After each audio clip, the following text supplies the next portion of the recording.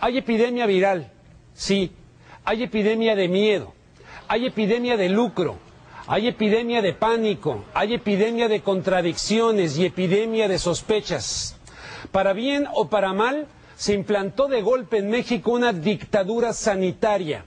Felipe Calderón se otorgó a sí mismo facultades esenciales para allanar casas y locales, suspender concentraciones públicas, aislar individuos, militarizar la asistencia sanitaria en las calles y para ponerle un tapabocas político al país.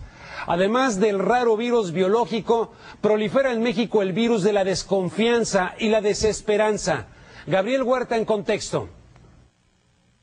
La crisis sanitaria que vive México y que se propaga a otros países más que muertos y contagiados provoca cada vez más preguntas y menos respuestas. All countries should immediately now activate their pandemic preparedness plans. Alfredo Jalife, entrevistado vía telefónica, destaca que en estos momentos se reproduce junto con el virus el concepto de la infodemia, que no es más que la propagación de la epidemia del miedo, el contagio de la incertidumbre, la infección de dudas y temores ante un enemigo desconocido. Precisamente la falta de veracidad de la noticia, la desinformación, provoca un efecto multiplicador en la opinión pública y lleva a una reacción contraproducente. De ahí que haya que decir la verdad, por más dolorosa que fuere.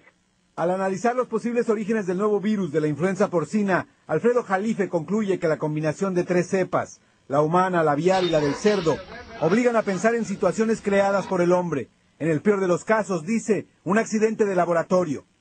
Yo no estoy diciendo que no sea real la hipótesis que de repente sucede en la naturaleza. Se puede dar unos saltos de mutación jamás vistos, pero tampoco podemos perder la objetividad y ver de que ya han sucedido accidentes virales en otras ocasiones. Es decir, la guerra biológica existe, hay armas biológicas, se anda experimentando con virus, con bacterias. En sus investigaciones sobre el tema, Alfredo Jalife nos remite a un estudio publicado en 1996, hace 13 años, elaborado por científicos de las Fuerzas Aéreas estadounidenses, titulado Air Force 2025, en el que se pronostica que este año 2009 será el escenario de una pandemia de influenza que cobraría la vida de 30 millones de personas. Pero más me llama la atención que el Fondo Monetario Internacional hace 3 años haya estimulado a los empresarios del modelo neoliberal a que estuvieran en alerta ante un brote de una pandemia de esa magnitud. Llama la atención esta sinergia que ellos ven y esta simultaneidad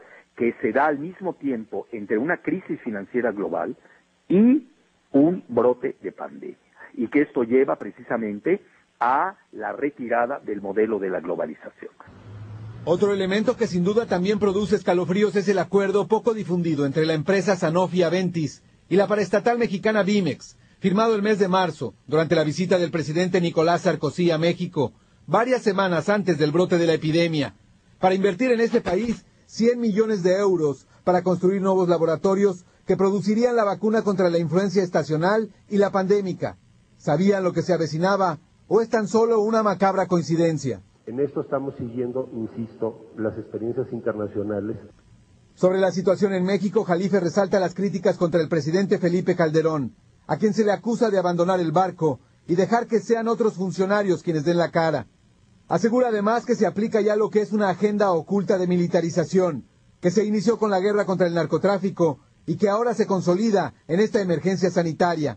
Es que este gobierno calderonista, desde que empezó, ha militarizado todos los rubros de la actividad de nuestro país, de la actividad humana.